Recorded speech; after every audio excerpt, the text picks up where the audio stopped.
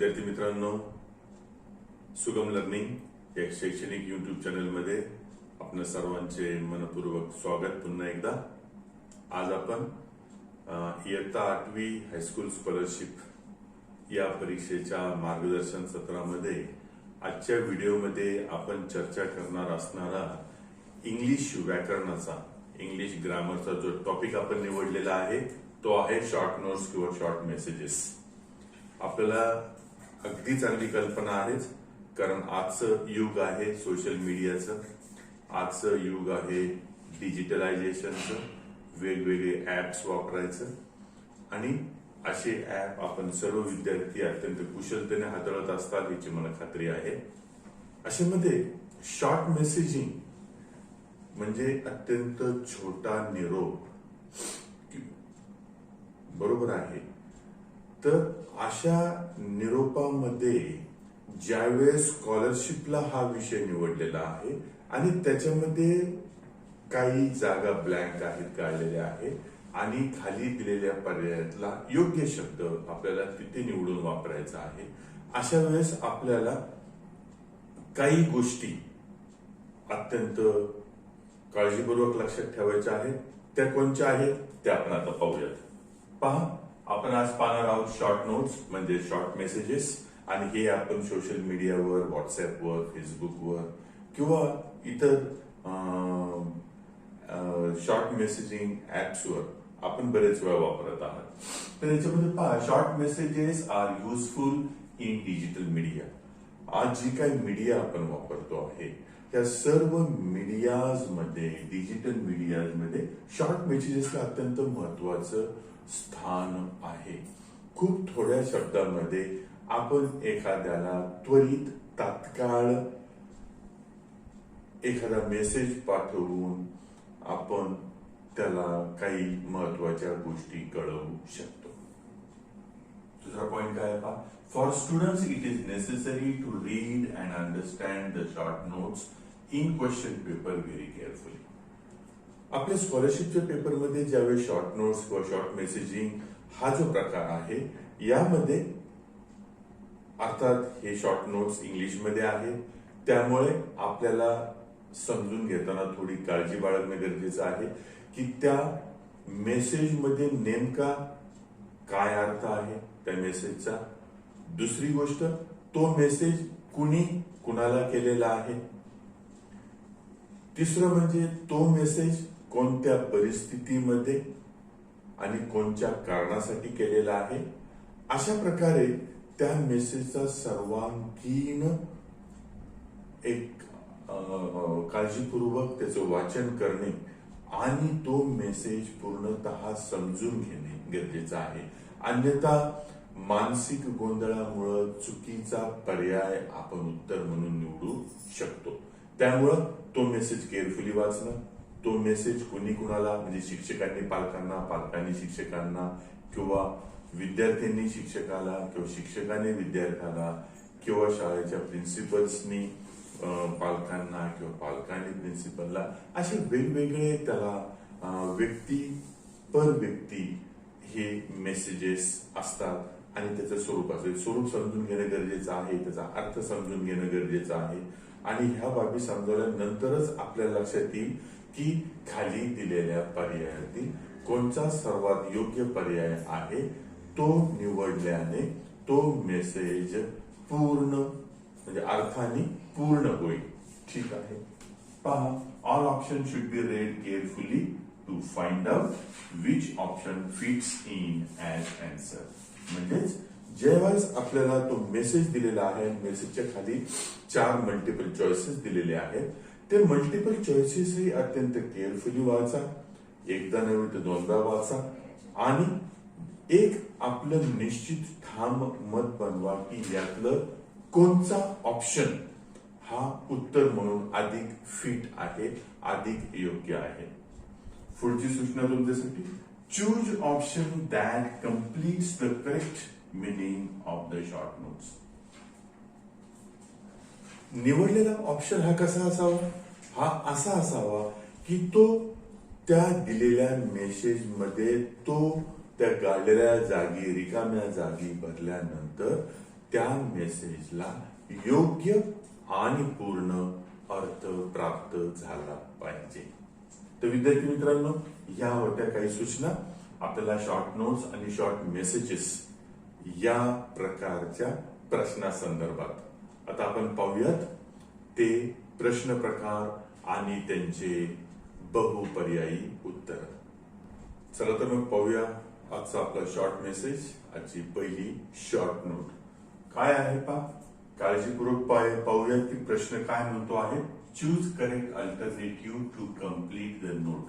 खाली दिलेली ही जी नोट आहे ती मिनिंगफुली कम्प्लीट करण्यासाठी त्यामध्ये काढलेल्या जागी या 4 पर्यायांपैकी योग्य पर्याय निवडा आणि लिहा.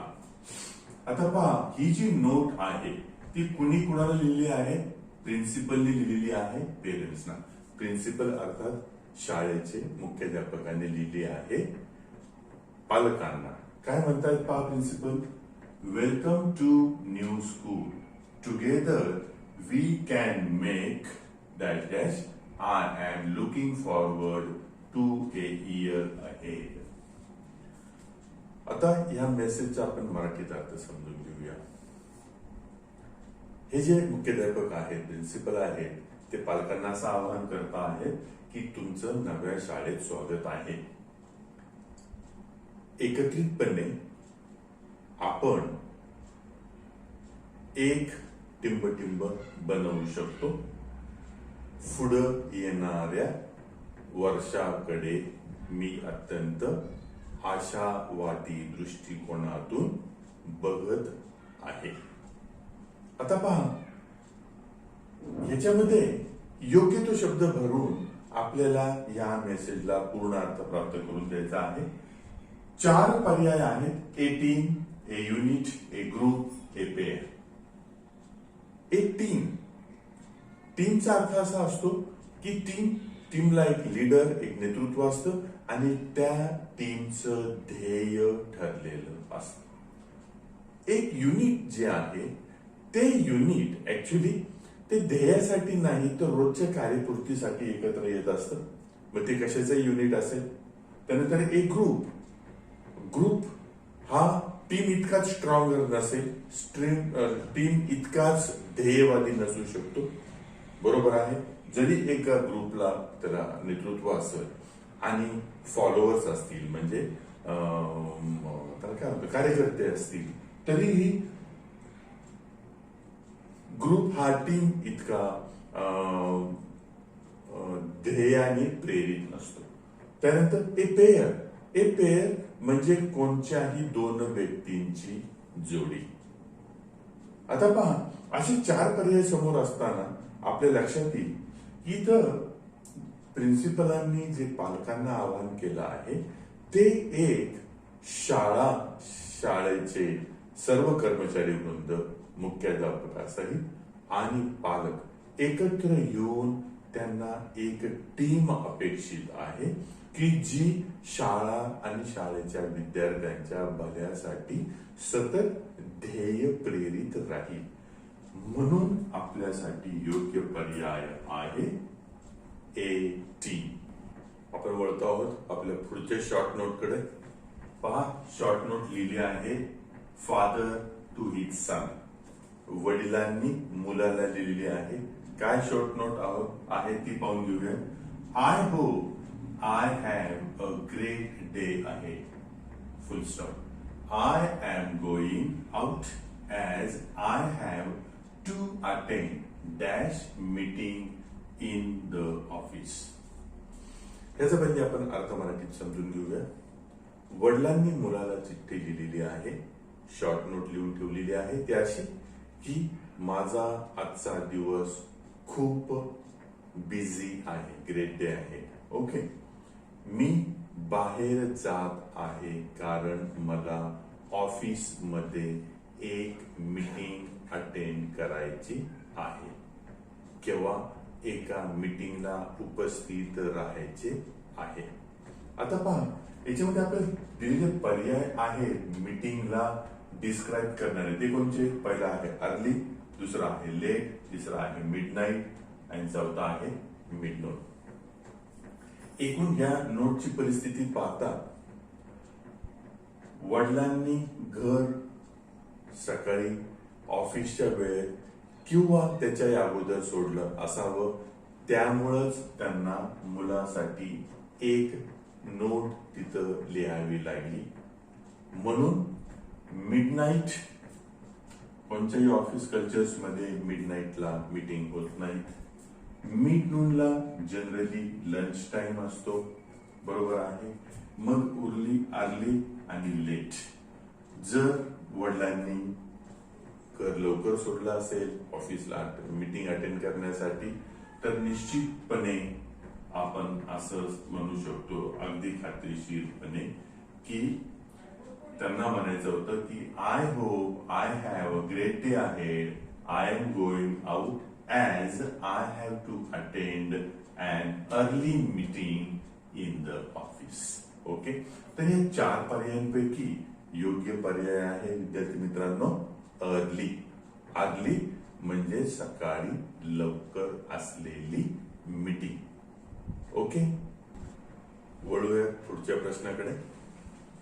पुढची शॉर्ट नोट आहे ब्रदर टू सिस्टर, म्हणजे भावाने त्याच्या लहान बहिणीस लिहिलेली. काय आहे पहा, आपण पहिल्यांदी ती शॉर्ट नोट वाचून घेऊया, मग तिचा आपण मराठीतून अर्थ पाहूया. Dear sister, please be in company of good friends. One dash dash mango can ruin a whole box of mangoes. भावाने बहिणीला एक छोटीशी शॉर्ट नोट किंवा छोटा मेसेज दिलेला आहे. तो असा आहे की चांगल्या मित्रांच्या कंपनीमध्ये राहा, म्हणजेच तुझ्याशी चांगले मित्र जोड. भाऊ पुढे असे म्हणतो आहे की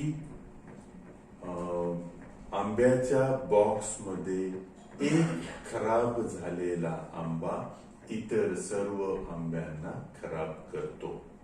ठीक आहे, म्हणजेच एकूण या शॉर्ट मेसेजचा अर्थ असा आहे की चांगल्या मित्रांच्या संपर्कात राहणे अधिक योग्य आहे. जर चुकीचे किंवा अयोग्य मित्र निवडले तर जसे आंब्याच्या बॉक्स मधील एक खराब आंबा इतरांना बिघडवतो, तसे तुमच्यावर परिणाम होतील. हा साधारण त्याचा अर्थ आहे. मग अशा परिस्थितीमध्ये खाली दिलेले आपण पर्याय पाहूया. A speed, B spoiled, C odd, D even. आता पहा, ऑड अँड इवन ह्याचा या मेसेजच्या दृष्टीने तसा फारसा उपयोग नाही. मग आपल्याकडे उरले 2, ए अँड बी. ए आहे स्पील्ड. स्पील्डचा अर्थ असा होतो विद्यार्थी मित्रांनो, ज्या फळाची वरची साल काढलेली आहे किंवा साल काढणे यास म्हणतात स्पील्ड. जसं केळ्याचं वरचं साल काढल्यानंतर आपण त्याला म्हणतो स्पील्ड बनाना, बरोबर आहे. तर ह्या स्पील्डचाही या वाक्याच्या संदर्भात काही उपयोग नाही. उरला शब्द स्पॉइल्ड. स्पॉइल्ड म्हणजेच रॉटन, म्हणजेच खराब झालेला. ओके, म्हणून आपला पर्याय बी हा योग्य पर्याय आहे. तो घातल्यानंतर कसा होईल पहा message. Please be in company of good friends. One spoiled mango can ruin a whole box of mangoes. आणि इथे आपल्याला पूर्ण अर्थाचा मेसेज मिळतो आहे. राईट विद्यार्थी मित्रांनो, हा आहे आपला पुढचा शॉर्ट मेसेज. तो लिहिला आहे वडिलांनी त्यांच्या मुलीला, फादर टू डॉटर. आता मुलगी कुठे चाललेली, ऑन हर ट्रिप. ती तिच्या मित्रांबरोबर ट्रिपला चाललेली आहे. अशा वेळेस तिला सूचना देणारा एक मेसेज वडिलांनी त्यांच्या मुलीला दिलेला आहे. काय आहे पाहू. Inverted comma. Rain or dash dash are likely at many places in Gujarat and Punjab. Be prepared and take care. पहा, मेसेजकडे पाहिल्यानंतर लक्षात येतं की वडिलांनी मुलीला ती ज्या राज्यांमध्ये ट्रिपला चाललेली आहे त्या राज्यांमध्ये असणाऱ्या वातावरणाच्या स्थितीबद्दलचा एक मेसेज दिलेला आहे. काय आहे तो? की पाऊस किंवा अतिवृष्टी, बरोबर आहे का? ही अनेक भागांमध्ये गुजरात आणि पंजाबच्या होण्याची शक्यता आहे. त्यामुळं तयारीत राहा आणि स्वतःची काळजी घ्या. Be prepared and take care. तयारीत राहा आणि स्वतःची काळजी घ्या असं वडील त्यांच्या मुलीला सांगतात आहेत. आता खाली 4 ऑप्शन दिले आहेत, त्यातून आपलं योग्य पर्याय निवडायचा आहे. पहिला आहे शॉवर. शॉवर म्हणजे एक साधारणसा पाऊस. लाईट रेन म्हणजे हलका पाऊस. सी सनी डेज म्हणजे छानसं निरभ्र आकाश असलेला दिवस. आणि चौथा पर्याय आहे थंडर शॉवर्स. थंडर शॉवर्स म्हणजे अतिवृष्टी, जास्त पाऊस. बरोबर आहे, योग्य पर्याय आहे आपला थंडर शॉवर. ठीक आहे, म्हणजे rain or thunder showers are likely at many places in Gujarat and Punjab. Be prepared and take care. आणि अशा प्रकारे मग ह्या शॉर्ट मेसेजचा पूर्ण अर्थ होतो. तर विद्यार्थी मित्रांनो, हा होता माझ्याकडून आजचा प्रयत्न आपल्याला वेगवेगळ्या व्हरायटीचे शॉर्ट मेसेजेस चर्चेसाठी आणणं आणि त्याच्यामध्ये योग्य पर्याय कसा निवडायचा, त्याचा प्रथम अर्थ कसा लावायचा, ही सर्व चर्चा करणं, आपली तयारी करून घेणं. व्हिडिओ आवडला असल्यास त्याला लाईक आणि कॉमेंट करायला विसरू नका. मित्रांबरोबर शेअर करा आणि अद्याप आमचं चॅनल सुगम लर्निंग जर आपण सबस्क्राईब केलं नसेल तर यावेळेस ते जरूर करा. लवकरच भेटतो आहोत. तोपर्यंत गुड बाय.